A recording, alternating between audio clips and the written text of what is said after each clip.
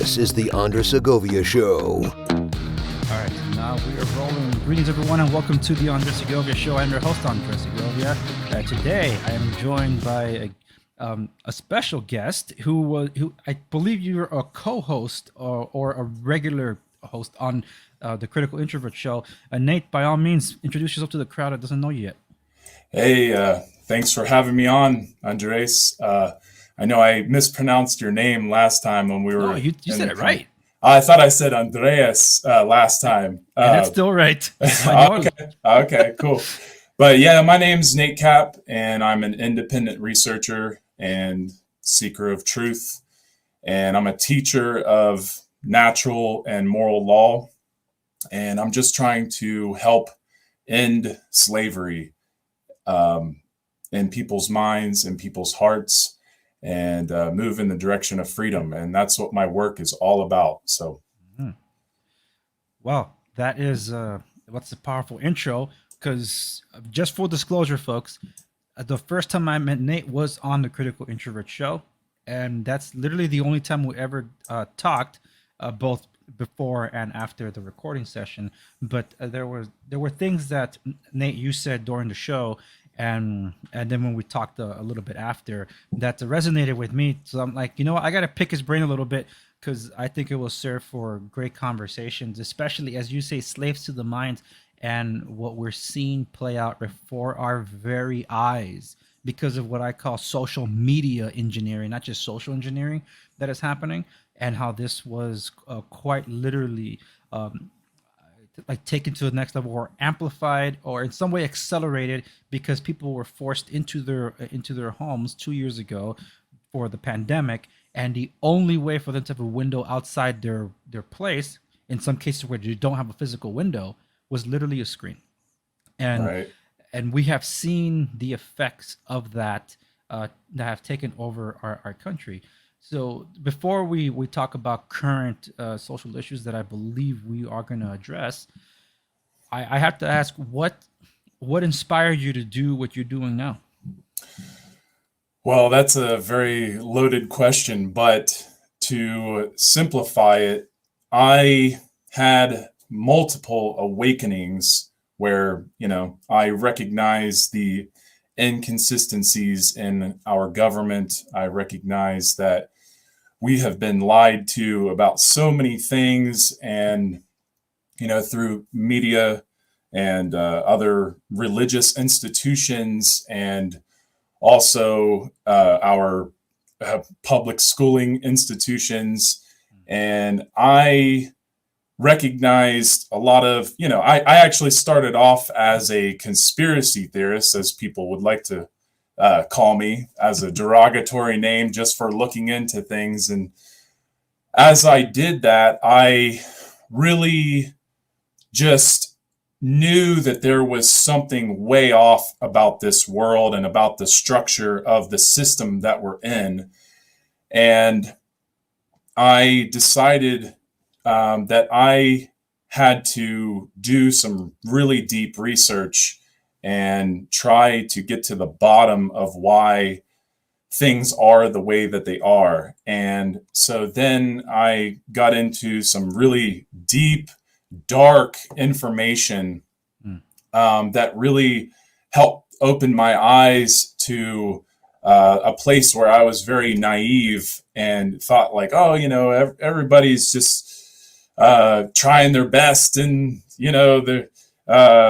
everybody's just doing what they need to be doing, and no one really needs to do anything, just vote and everything will be much better. But of course, I learned very quickly that that is definitely not the case, and that we are sovereign beings on this planet that are supposed to be free. We're supposed to be the sovereign beings that we were born to be. And once I recognized that, I started to understand that I have a moral obligation to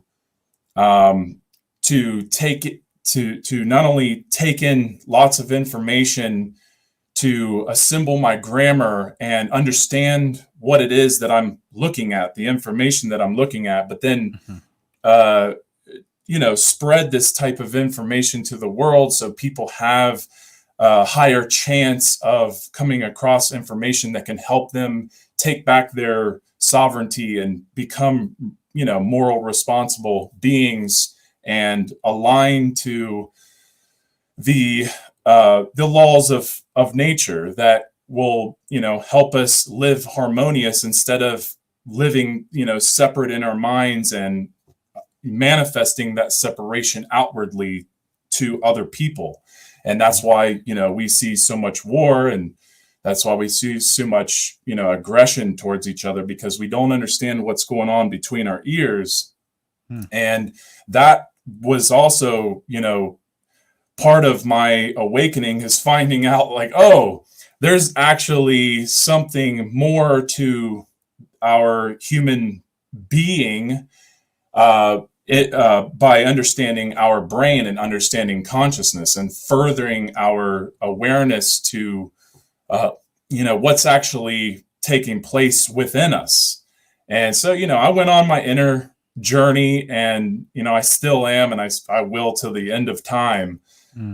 And, I just know that things are really, really out of control. And I know that starting podcasts and video casts is one of the best ways to get this information out there and really help people see what's truly happening. And, it's a lot of work. It's something that, I never really wanted. I never wanted to do what I'm doing. I just feel morally charged to do this because I know that we are all connected. I know that we are all bound, to the same principle in nature. And, we have to recognize, we have to have a collective awakening of what is truly going on to really reunite ourselves and, find peace and find, some kind of middle ground to where we can all, instead of just button heads and fighting, we can, we can find peace. Yeah, we can coexist. And I realized that, the more that I became peaceful inwardly, the more that my surroundings became peaceful. And that is, to me, very powerful to realize, because it's like what Gandhi said, be the change that you wish to see. So I became the change that I wish to see in the world, and I continue to do so. And I also see the people around me starting to awaken, some people are really, low domes, and they can't really, they don't want to hear anything that people like me have to say. But then, people, you might become isolated like I have, and people start to, it feels like people are, it feels like you're pushing people away at first, but really it's that you are just, for me, in my personal experience, it's because I just recognized that to live in right action in the world, most people are not going to align with that, and they are going to run away, and it's going to be a very tough process to get through to them. But as you become the leader that you wish, that you want to be, and lead yourself through life, then people start to gravitate towards that, and they want to be their own leader. That's the goal. The goal is to help people become their own leaders. And, I see that a little bit in my life, and I'm very thankful that I see it, because had I not, it would be a very lonely place, and I would totally be hopeless, to say the least. But it's very, very, to my awakening has just been all over the place. There's so many things I could get into that have awakened me to do what I'm doing right now. So, No, and I do respect that, because more people in the political sphere, those that are more on the conservative or even more right leaning would say that, oh, you're getting red pilled, to those that are coming over to their side, and for those that go more aggressively left, we say they've gone woke. WOKE is not the same thing as being awakened. So now it's like a whole other thing, and I don't even know if the term woke is being used properly. Some say it's not. Not my point. All I know is what the general public now means by it, and everybody's kind of like gotten to an equilibrium on the understanding of what that even means. But there's a lot. I can poke and prod a lot of what you just said. It's very loaded. I would say very philosophical in nature, and spiritual in the direction of what you're seeking, because the connection that you're talking about that binds us all is that which we cannot see, but we know as that we're connected in some way. Now, as someone, and I was very vocal about it on the Critical Introvert Show. I am a Christian, a practicing Christian, and in that, to me, that connection is God. So we are body, soul, and spirit. That's the way He made us, because He is of that nature. He's a triune God, and we're a triune person. So, in that respect, I know what it means to search for the truth, especially when I was searching for meaning myself, not because I was lost, dazed, or confused. No, I think there's a term for it now, a natalist or something like that. People that wish they were never born. And there was an article that I read several months ago. It was the weirdest thing. It was a dude in the UK suing his parents because they didn't ask him for consent to be born. I don't know how that works. All I can tell you is that he said, "I love my parents, but now I'm born." But here's the thing: his complaint for being born was that his effects were that he was a detriment to the environment because of climate change. Now, you and I only know of what we ever exchanged about ourselves in the conversations that transpired on the Critical Introvert Show. Since then, it's only been arranging this meeting to happen, right. to record this. So I don't know how aligned we are in entirely on our values system, or even on, let's call it politics. I hate calling it politics, but politics, even principles. So we might find ourselves disagreeing, or we might find ourselves that we're not that far off. But this is a bit of a disclaimer also for the listeners, because I don't know where we're going to go with all this, but it's a discussion I like having. And it doesn't matter if I agree or disagree with a person, so long as they're willing to sit down with someone like me to have a discussion. And we're both wanting for the betterment of society and for us as humans in a direction of what solutions we can provide to one another, and hopefully find a consensus, instead of what's happening now in our political sphere, where no, you're either with me or you're against me. It's like rank and file, or you're my enemy. Like, wow, it's cult. It's called a cult. Yeah, and 20 years ago, I told my English professor, who wasn't teaching English but turned the class into quite literal political discussion, because it was pre-war Iraq, so everybody had something to say. But instead of teaching English and literature, we were busy debating the war. Like, what does it matter what we say in this classroom? We're not Congress. But it's like, can we get back to the topic that I pay to learn? And now campuses are literally what that classroom was, a microcosm of what campuses are now. They're just indoctrination centers for leftist activism, and it's not a place where people actually discuss ideas in an open forum, as we kind of wish they would be. So, having said all that, where this will go, we both do not know. And I love the idea of touching on some of these things, because I want to poke and prod and discuss a little further some of the things that you said there in your monologue, because I think it's important for people to grasp, and also to see where it in a way it's headed. Because there's probably some things we could fine tune. You're on a journey, and so am I. And I did mention that I was on a mission to discovery myself, but I didn't want to be born, but I'm here.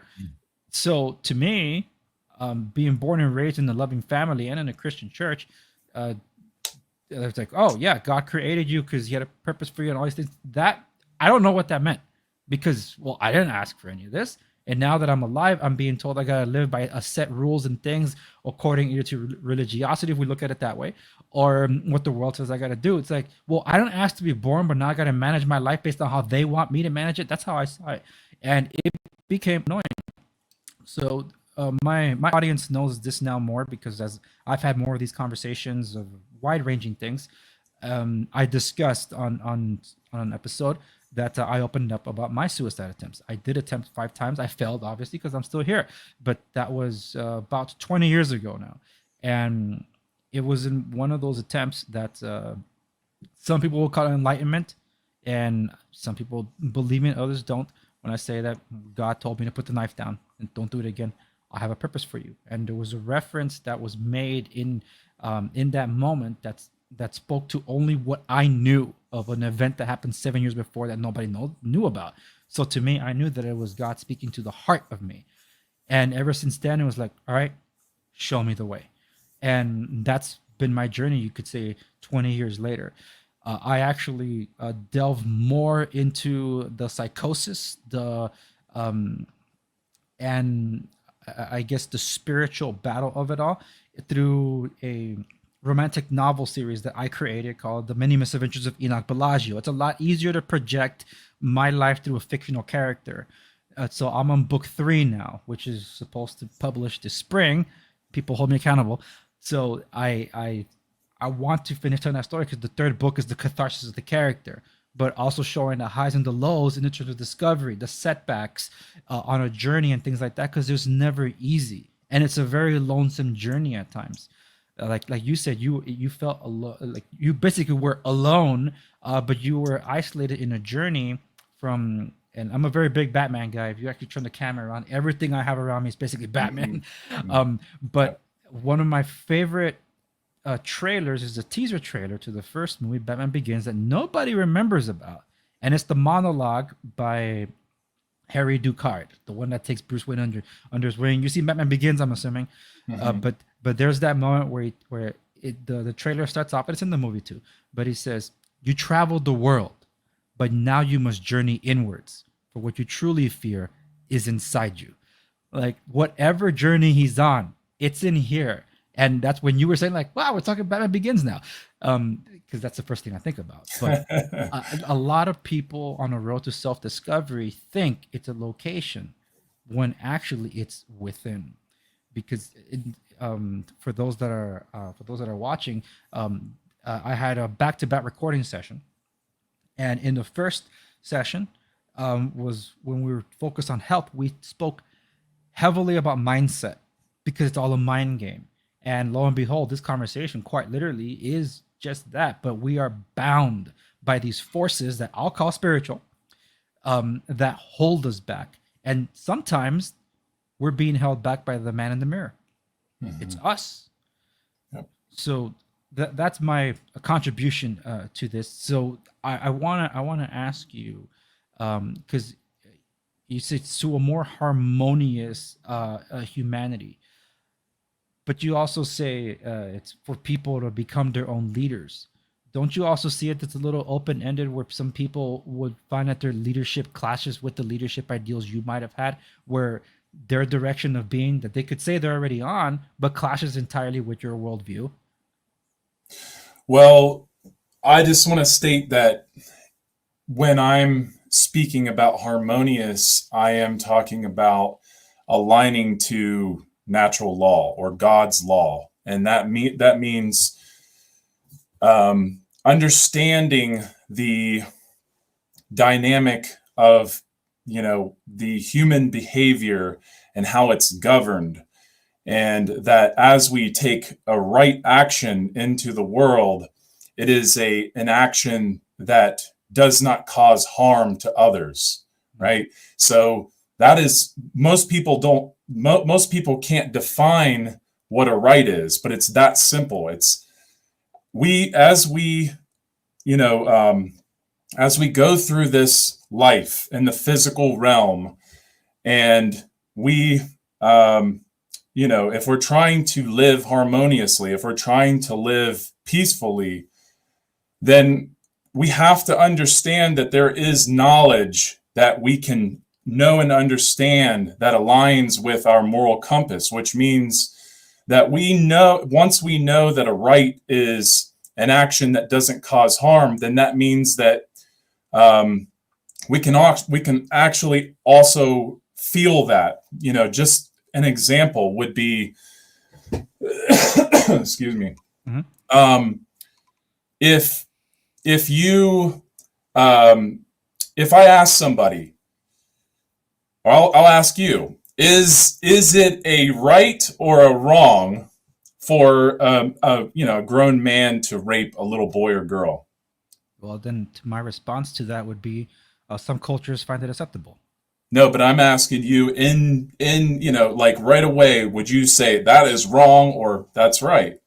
Oh, and I'll say that is wrong. Obviously, yeah. So once we understand that by the science of logic, that if we are playing by the rules and we agree, okay, it's wrong that this action that this person took is wrong, then we can understand through the apophatic method that anything that is opposed or opposite of that wrong action is a right. Okay, so it becomes very simple to understand what a right is by understanding what a wrong is. And this is very important to the question that you asked, because we have to understand what a wrong is, so that way we won't take part in it, and we also won't support it. And that is, it's a very simple thing. So if once we understand that these actions that go against God's law or natural law are things like, it can be simplified on 7 fingers. You have murder, you have rape, you have trespassing, you have coercion, you have assault, you have willfully lying, and you have stealing. Mm-hmm. Okay, so all of these 7 actions are wrong actions. They are disharmony with nature, because to do any of these actions is to take something from someone that doesn't belong to you, right? Mm-hmm. So as we understand this, it harmonizes with it should harmonize with our hearts, because our hearts are already inherently made with the information of a moral compass. So the moral compass, we know right away that, if somebody's murdering somebody, it does something to us. It shocks us. We feel it. Somebody getting raped, we feel that. Somebody stealing, it's a bad energy. So this is just something that can be understood by understanding this simple structure. So like a right is based in truth. It's correct. Like on a math test, like if you get a wrong or right answer, it's correct. If you get a wrong answer, it's wrong. So it comes down to simple mathematics. So a right is an action that is based in truth, and it doesn't cause harm to other beings. If it's a wrong action, if it causes harm and takes away someone's sexual consent, or someone's life, or someone's place of dwelling, or any of those 7 transgressions, then it's a wrongdoing. It's causing harm. It's causing disharmony. So as we learn think about there's 2 principles. That one of them is the oldest principle, which is the self-defense principle. And then there's the other principle of the non-aggression principle. And these are principles in nature that if we understand them, we'll recognize that we're already part of them. Because obviously, if someone is trying to attack you, you're going to defend yourself. If someone's attacking you verbally, you can defend yourself. So it's built into our nature. I mean, you look at every animal on this planet, just about every animal is created to defend itself against other beings. Mm-hmm. And, we're the same way, because that's, it's part of understanding our complex part of our brain is we have a survival mechanism. And then there's the non-aggression principle. And the non-aggression principle is about don't aggress upon someone else's rights. And don't do so because it's about understanding the golden rule: do to others as you would have done to you. So, or you could look at it as like, don't do to others as you wouldn't want done to you. Mm-hmm. So it's about understanding that if we can learn this simple knowledge, because see, the thing is, people don't even, a lot of people just don't believe in that truth even exists, let alone that there's an objective difference between right and wrong. Then, if we don't understand this, it's because we're overcomplicating everything. And that's what the ego does. The ego wants to overcomplicate everything. And so it's really simple. It's very simple when we really look at it, because look at the word, for instance, natural law. Natural means inherent. It's not made or caused by man. It's built into the fabric of the cosmos. And then you look at the word law. Now, I'm talking about capital L law, because I'm talking about the one and only law, God's law, which is the law that is fixed. Okay, it can't be changed. It's not something that can be, changed by man. But see, man takes the lowercase law, and then turns it into his law. And then that's why we have all these arbitrary laws all over the world. Mm-hmm. And as we become more aware of this very simple thing, this law, this natural law, God's law, if you want to call it that, then we start to, because see, knowledge of natural law, knowledge of how it works, how it operates, the effects of natural law, it's very, very empowering, because what it does is it helps us take back our sovereignty. And that's what I was talking about earlier, because once we know this, then we recognize, okay, well, my belief in authority of man really isn't as strong as it used to be, if anything, because as we believe in man as God, then we're missing the point, or missing the point of life. And that's why I have taken the side of truth to live in harmony to natural law the best that I can. I still can, I know this is like a hard thing for people to, wrap their head around when they hear someone say the word slavery or I'm a slave. But I am a slave to a degree, and I'm still trying to break all the mind control and all the layers of conditioning that have been put into our minds for thousands of years. And to break free from that, one of the key principles, one of the key foundations to learn to work from is natural law, or God's law.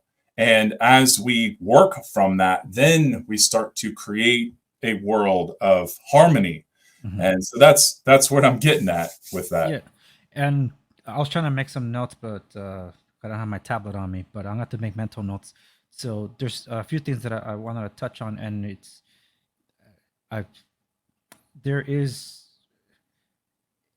God's law or natural law. The thing is that if we say it's natural law, where it's supposed to be in nature, we have historical proof that it's not natural. It is derived from a source, and the source is what those of us of the faith, not religion, but the faith, say God's laws, which is why I appreciate you even mentioning it in that way. I feel there's a little bit of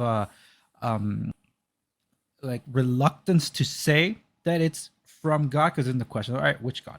And then we can enter into a debate like, okay, well, which religious perspective is more true than the other? Which God is better than whatever? And then we can, That's a different rabbit hole altogether. But in what we're constructing here, and a lot of what you're saying touches upon, I guess you could say, the Christian God, and what a lot of the principles that you mentioned, that you just kind of, I think there were about 7 principles that you mentioned about just like agreeable law in a way that is Christian.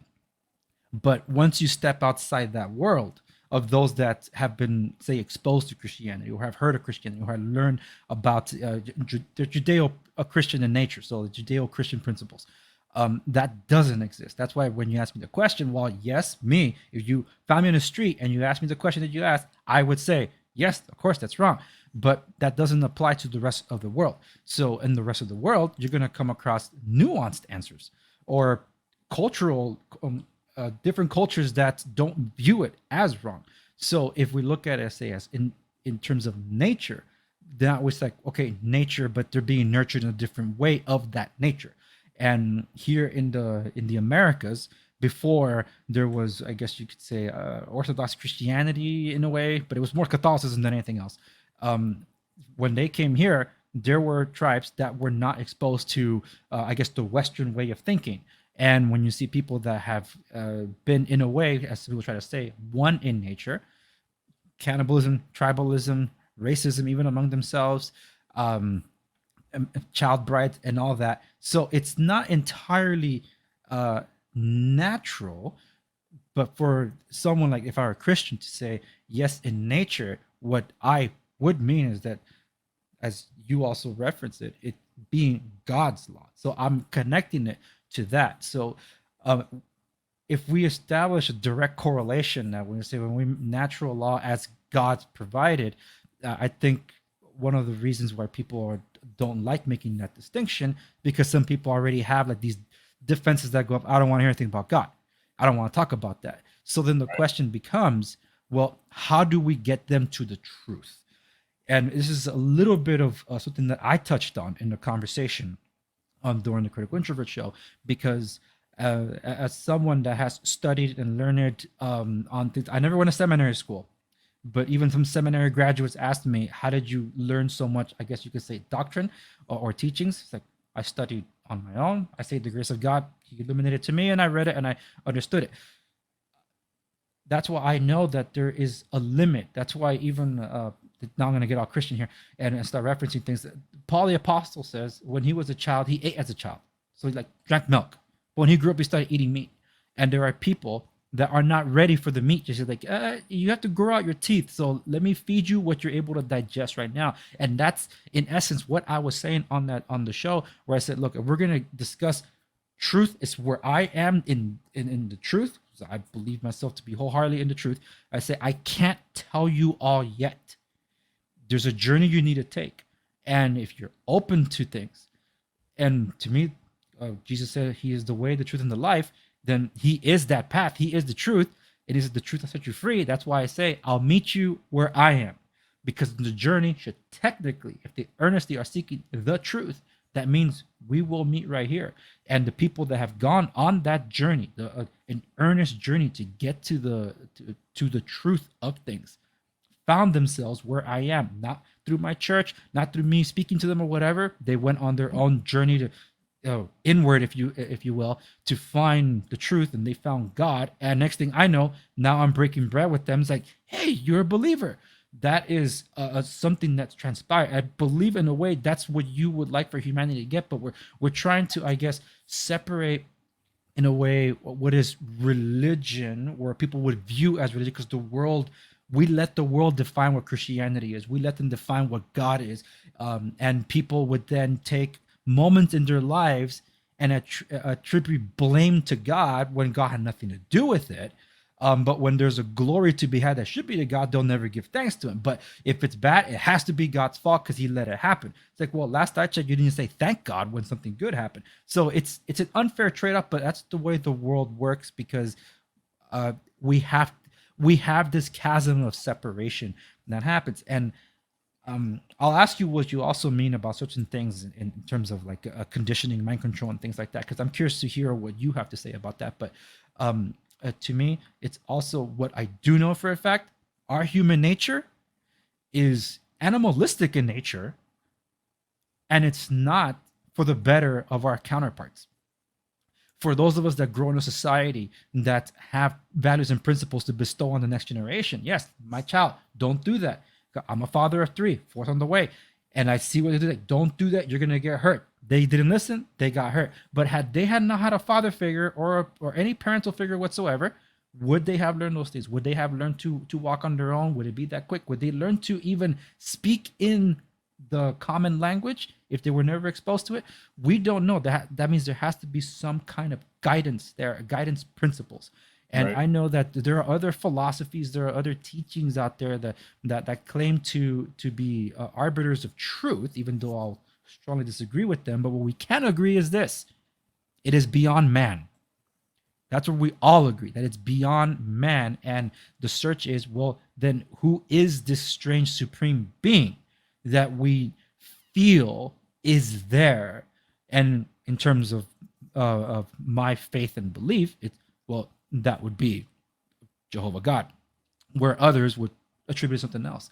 But I think that's I feel that I guess for those of my listeners, I would be my moral clarity to give them, because the morality doesn't come from within. When we have generations of history of man versus man without God being at the center, and how things change, I guess you say domesticated, and that would then happen.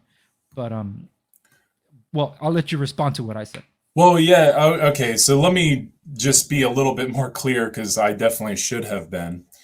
When I speak of God or the ineffable name, then I am speaking of the intelligent fabric of the whole universe. I'm talking about the creator of all creation.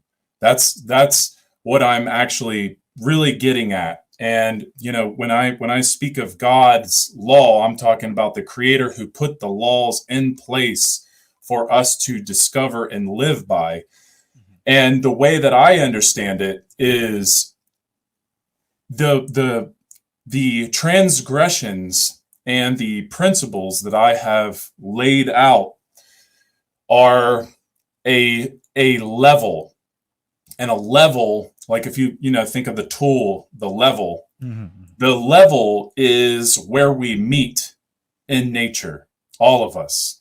So, and that's what I understand. I understand that we meet on the level. And so to meet on the level means that, okay, regardless of how you understand the ineffable name or God, the creator, however you understand whatever religion or faith or non-religion, whatever it is, whatever belief system,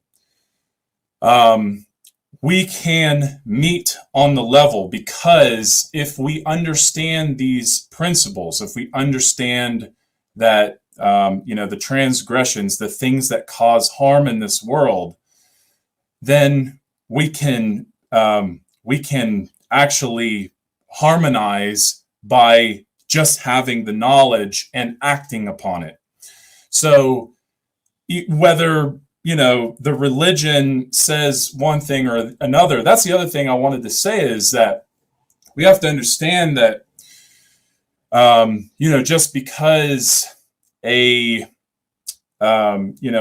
religion or a religion in another country believes in morality a different way, or truth a different way, that the question has to then be, does that change the truth? Does it change what the truth actually is? Because to arrive at the truth is to it's not that I don't believe that we'll ever get to the truth in this physical form.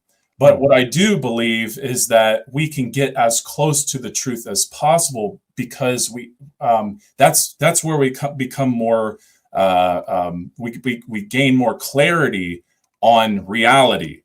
And so, if, for instance, if you're my neighbor and I don't know anything about you, and you're we don't know each other. Well, I don't know what your beliefs are. You don't know what my beliefs are. But if we are aligned in morality, if we're aligned in the actual, understanding of the actual actions that we take into manifestation, then it doesn't matter what our beliefs in religion are, as long as we are being, respectful of each other's space and not taking from each other, and, not allowing our emotions and lower parts to run and dictate our mind.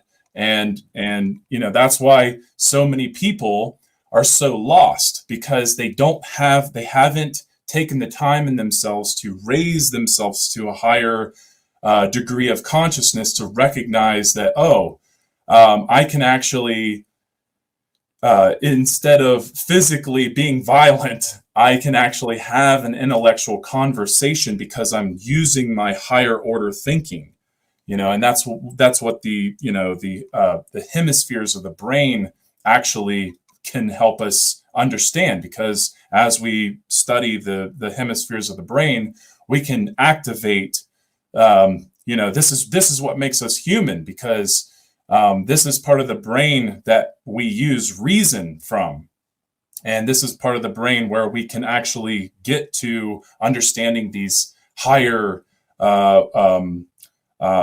parts of knowledge, such as conscience. Most people don't understand that having a conscience means it's having the knowledge of morality to take right action in the world, to not cause or support harm onto others.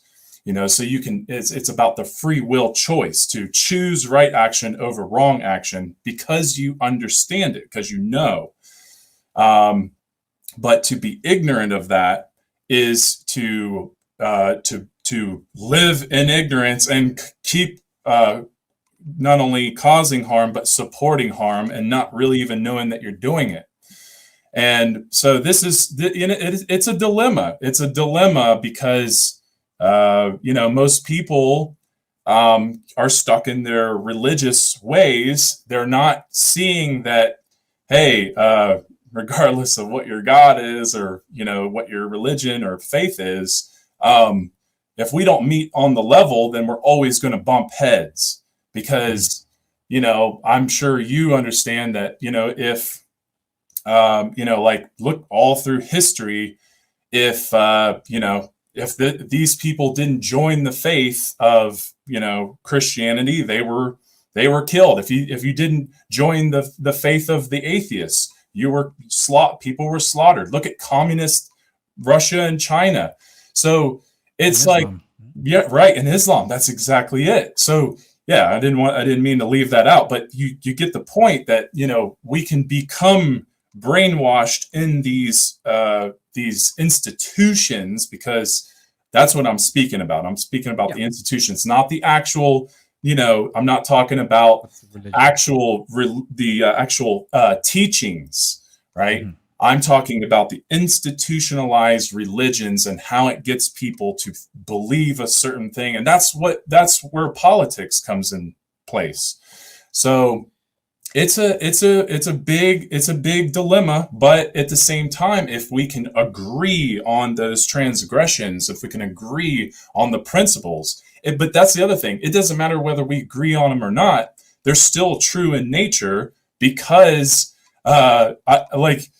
anybody in their right mind would never say, "Oh yeah, you can just totally beat me up and shoot me in the head, and I don't care."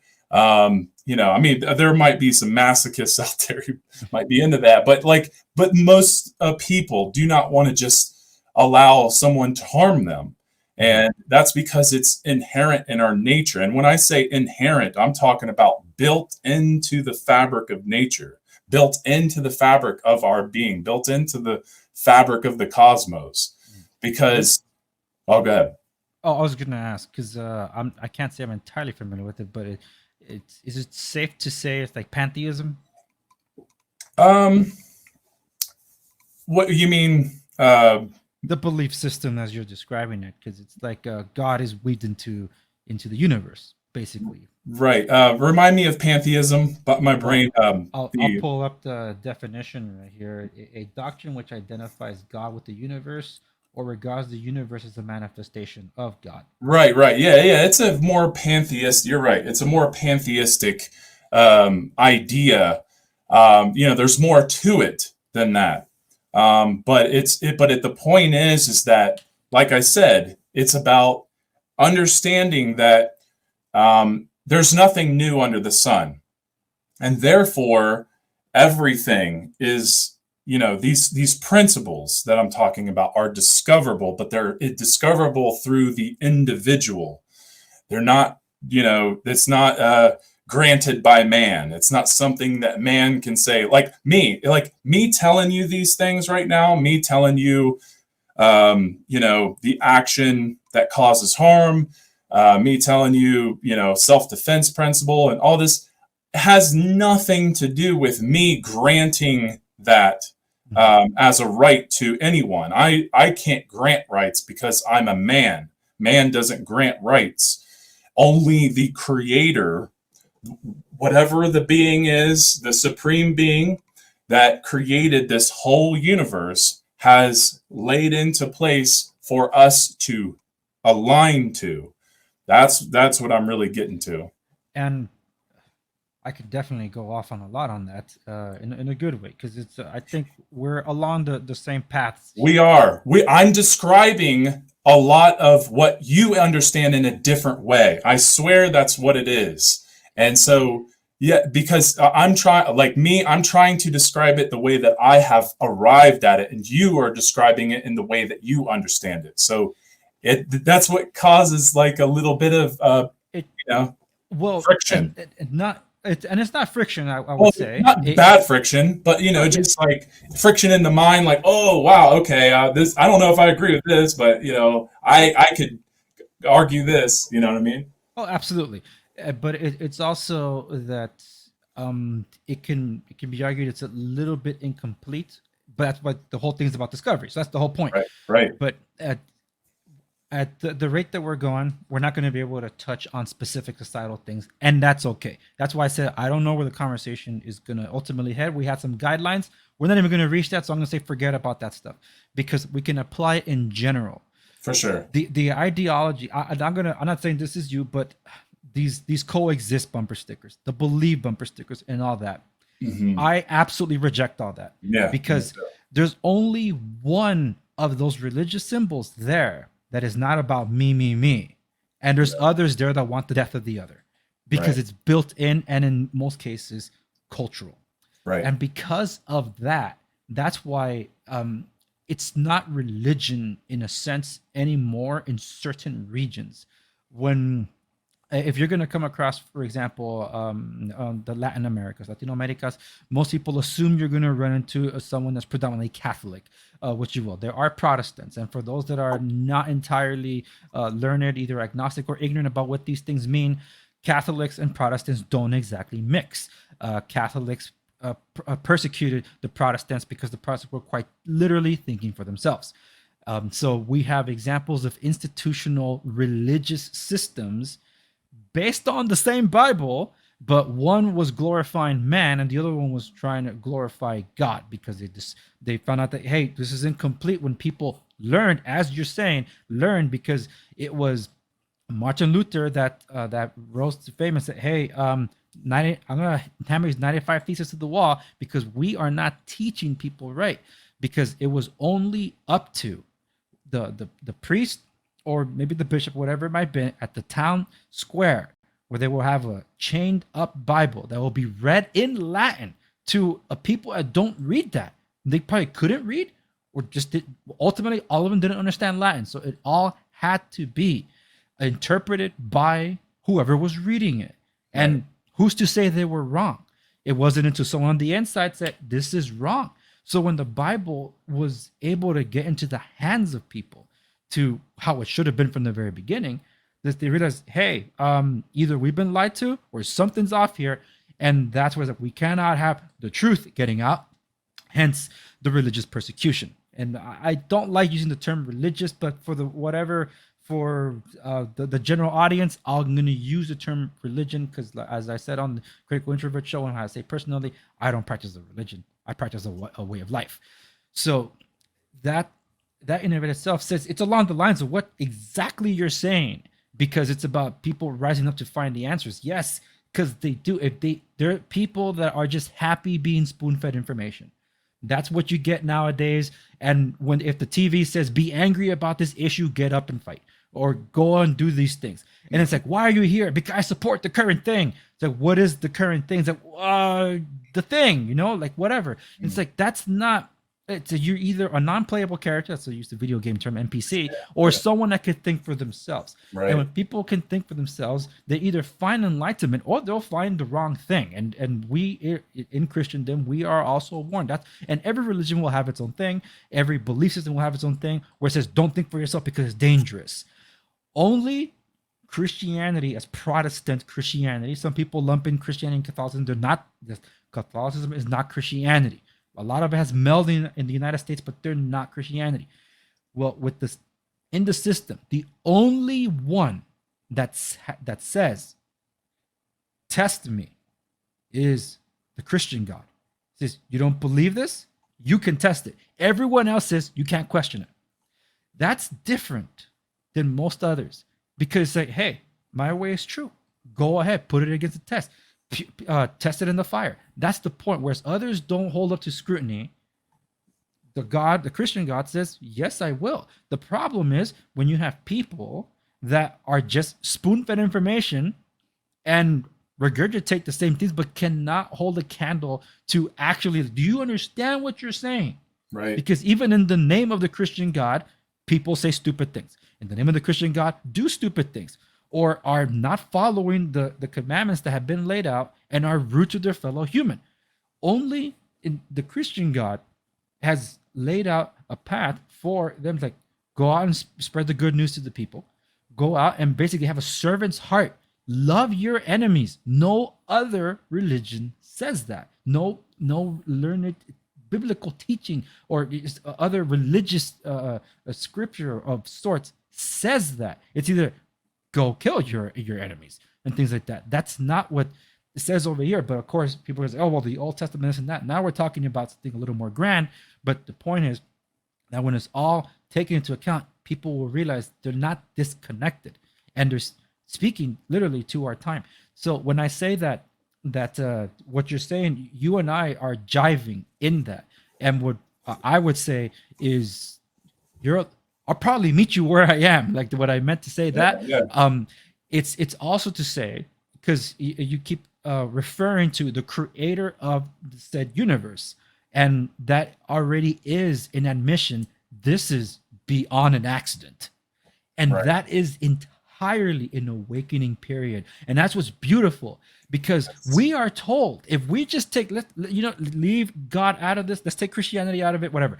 If we are to believe what we're taught in schools, that we descended from an ape, then I have to ask, what is the point to life if we're an accident? As someone that struggled finding that purpose for someone that was born to purpose, I'm like, well, I didn't ask to be alive. Okay, then so what can I do in my life? And I'm enjoying what I do now, and the value that I have as a father to see that new life, and I'm expecting my fourth. It's a thing of beauty, which is why the current dialogue happening as we're recording this, it really hits me right here, because I heard my child's heartbeat when they were smaller than a penny, and it's like, that's my child, and that is not an accident. And there are some men that cannot stand being in delivery rooms. I don't want to be there. I've been there for every delivery of my child, and someone said, aren't you? Wasn't that like the grossest thing you've seen? It's the most beautiful thing I've ever seen. Yep. And some men figure, you never see a woman the same way again. It's like, I look at my wife, like, honey, you have a superpower I do not have. I can't do what you do. It's amazing. And in that is to know, like, life isn't an accident. So that's where things go. Like you and I had, it sounds like we had different upbringings, but we are on the same path to that moral truth, to find the creator of this universe, right? So we are on the same path. I found him. Let me rephrase. He found me because Yeah. he spoke to me. Right. And it's as weird as it might sound for people that are probably not thinking about this, like, oh yeah, you're schizophrenic, Andres. So be Test. it. So be it. I'd rather be this kind of schizophrenic than what's acceptable out Right, there in the yeah. world right now. Yeah.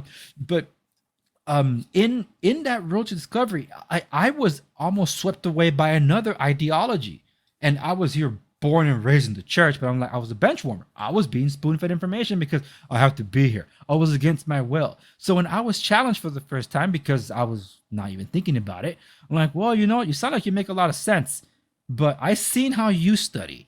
Like, I never studied anything. I just go and bench warm. You know what? Why don't we do this? Why don't we get together at the end of the year? Let me go study why I'm supposed to believe what I believe, because I don't even know. And then we'll just compare notes. Man, that's how I understood God. I heard a calling, but I didn't understand him until then. And I want to punctuate my point, but I think I'm gonna leave it for a little later, because I could go off on a huge tangent on that too. And I want to risk it. So on that, staying to this is how I feel like, yes, you are on that journey, and I think a lot of people are also finding themselves in that way. And it's, in a way, even what's transpired in our country since November 2020, I would say, and a lot of stuff that has happened in, I guess you could say, the world or the secular sense, because people have seen for themselves what happens when the flow of information is controlled by big tech corporations. When you have the Facebooks of the world, the Twitters of the world, and the White House quite literally dictating or passing out the notes to mainstream media to tell the people what to say, what to think, what to be upset about, and here are the talking points. One of the things that frustrated me the most, as a, not just as a Christian, but also in the political sphere, I have never ever heard it before. When the terrorist attacks on Easter a couple of years ago or more, by couple I do mean two, so it could be a little more, and it happened in Sri Lanka, where there were Christian churches targeted, hundreds of my fellow brothers and sisters in Christ killed and injured. Immediately, the reaction among the politicians here, a term I've never ever heard before: Easter worshipers. Like, what the heck is an Easter worshiper? Does it really hurt you to say that the ones that were targeted were Christian? You can't even bring yourself to say that term. None of them ever used it. Political figures, former presidents, they were all tweeting it. Our heart goes out to the Easter worshipers impacted by all this. Never in the history of English language have those two words ever been used in conjunction. But the media, like a hive mind, said it all like that. Like, what on earth? And that just led it to more credibility. It's like, what then happens when you realize that you've been lied to?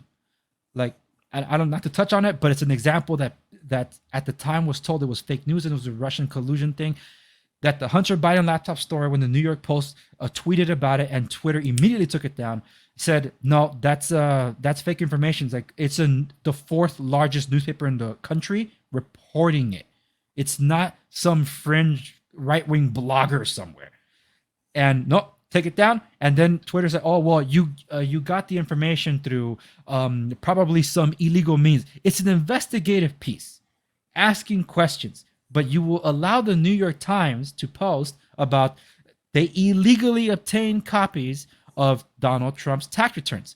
That was okay for Twitter, but not this one that could damage the campaign of the one that they wanted to win.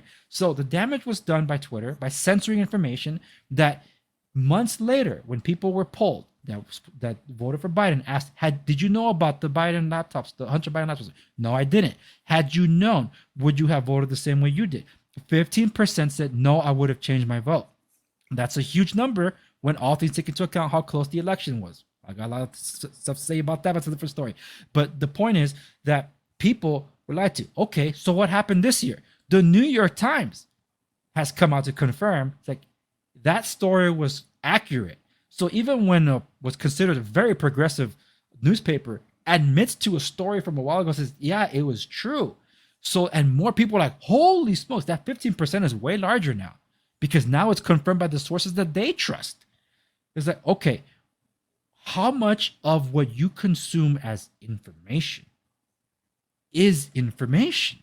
Like what you say is the brainwashing. And now we have this disinformation governance board that should scare the heck out of anybody. It's like, do you hear this? This is 1984. This is Orwellian stuff happening right before our eyes. It's the Ministry of Truth. We are being conditioned to be told you cannot think for yourself. Mm-hmm. And that is detrimental to society. So I don't discourage anybody from, like, me being a Christian. Is like, oh, what Nate is saying is it's not Christianity. Like, you're right. He's not. But he'll probably end up where I am anyway. So I will encourage him on his path, and I could share the shared experience that I have with him. I'd rather that instead of Nate saying it has to be this way, and I don't want you to say anything or you to say anything. I don't want you to think for yourself like, well, that doesn't sound like open or free will at all. Say, no, he's on a road to discovery. And if it's an earnest discovery, I know for a fact, and as you're listening to me speak, that you're like, hey, if it is that, then we'll probably find each other here. But at least he's on that journey and self-aware. It's like, they don't want me to see things here. These guys are lying to me. That is a huge step in that journey to discovery, if you will. And I'll give you a moment to respond to or add in your own commentary, because I was monologuing for a bit. Well, I've slightly been paying attention to a few of the things that you've brought up. And, I just want to say that to see how the media and these, big tech institutions are manipulating our information flow and what we're allowed to see and what we're allowed to see and what we're not allowed to see. It is so ridiculous that so many people actually support this. And it's beyond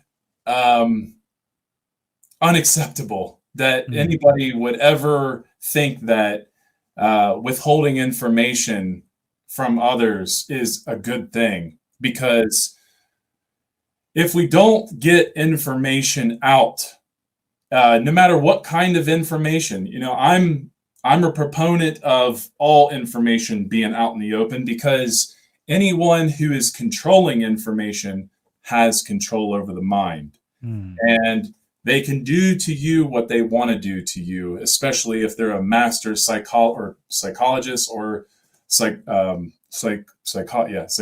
God, yeah.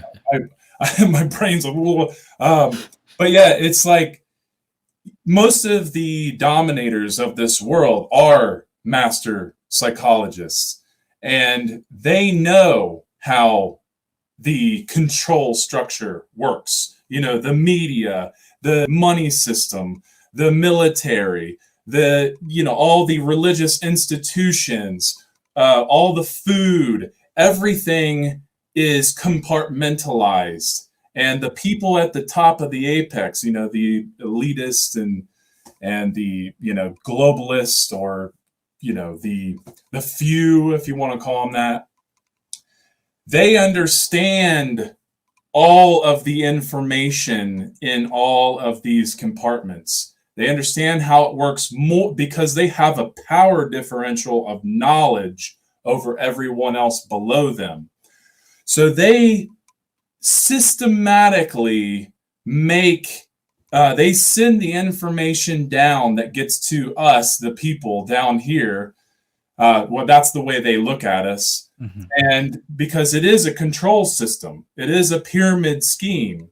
And so as that information comes down and it's, washed or filtered through and made a certain way, well, once it gets to us, by the time we try to figure one thing out, there's another thing coming up. And it's just to keep us like distracted mm-hmm. all the time instead of looking inwardly.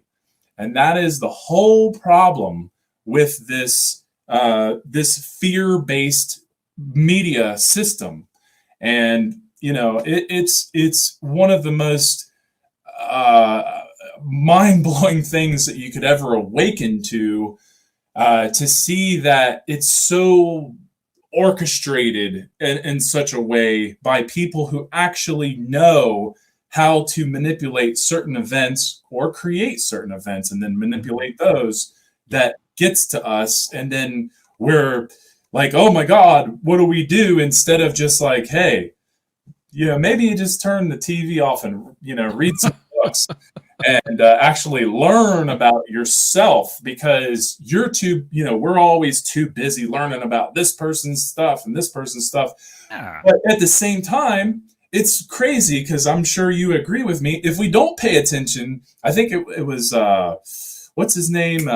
The black actor who is in Avengers with the eye patch. What's his name? Oh, Nick Fury. What's his name? Samuel L. Jackson. Samuel L. Jackson. He said something like, you got to, you can't just not watch the, what's going on in the world or the news. Like it's good to watch the news, but it's also good to not watch the news. So it's like you're screwed if you do, screwed if you don't, kind of thing. And he really, I don't know. I'm mincing what he said, but the point is that we have to pay attention to what's going on in the world to a degree, or else we won't understand consciousness in the aggregate. We won't understand where people's minds are at and what people are thinking, because it's like waves, constant waves. And if we're not prepared for a certain wave, we're gonna be like, oh man, shit. Excuse me, sorry for my language, but like it's like, oh, we gotta we have to be somewhat prepared for that, and that's really what I'm getting at with like meeting on the level, because if we have what I call, or what many people call, spiritual armor, we can be prepared to be ready for those things that come at us, and we can deflect them and not allow them to dictate our lives and make us stay in fear and confused and chaotic all the time. And I have I know that there are those in the audience that are Christian and are going to want me to say this. There's a lot of stuff that you have said that comes directly from the Christian Bible. That's like, yes, it's Christian. And exactly what you just said there, that is actually from my favorite passage in the Bible, in Ephesians 6, to put on the armor of God, to protect yourself against the flaming arrows of the wickedness and the devil that are being flung at us. Because that's what I mean. You reach that, the understanding that you're reaching is a place where I find myself in, and it feels like, well, he's heading in this direction, which is why I'm not saying, hey, accept Christ as your personal savior. Nope, I'm not doing any of that. It's like, that's a choice you make willingly. And if this is where you find the answer, there's a lot of stuff that you say is like, well, all that sounds biblical to me. Then, hey, I'll find you here. But it really is. I like that. I'll find you here. That's so cool, man. I love that. Yeah, because it's what you're looking for too. And I'm like, yes, I totally want that for humanity as well. But I also know that not everyone will, because we have seen the behavior of some people. I think I want nothing to do with it. They want to keep doing what they're going to do and not get out of the comfort zone. But for everyone else, it's like, because I understand what it means to be coerced into a decision that I didn't want to make. And it's like, Ed, you don't appreciate it.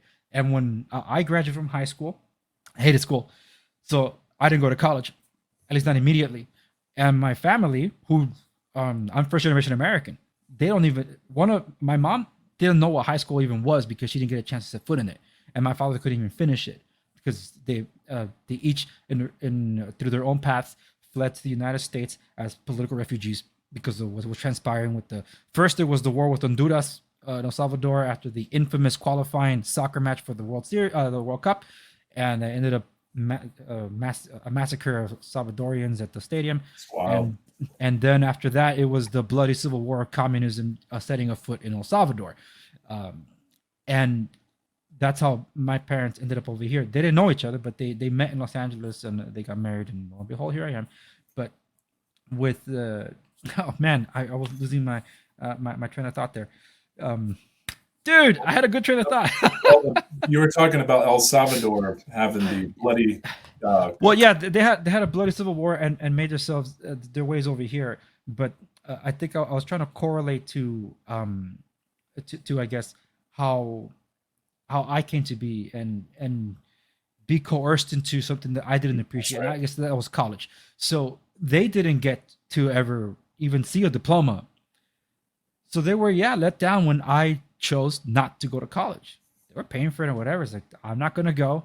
I didn't want to be in school. So why would I voluntarily go back to school and have to pay for it? No.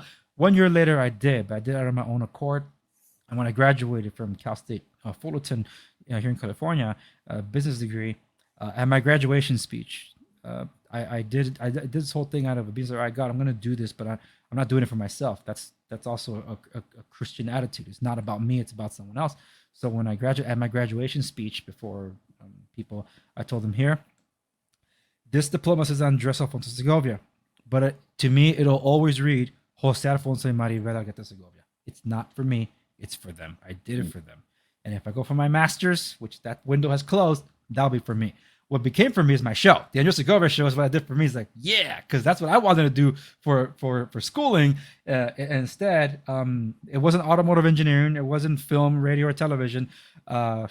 It turned out to be the business world that I so despise, but I'm so good at. Like, I know how to do it, but I don't have fun doing it.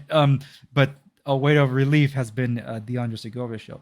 But that is all to say. That's why I don't push or force anybody. In fact, as I was a circuit preacher, so it's not like you're just talking to like just some other Christian church member. No, I'm actively involved in ministry, going to different churches and being invited to speak, even small groups and things like that. I've been invited, but I haven't gone yet to a juvenile hall out of state. And like if I'm in the area, I would love to speak there.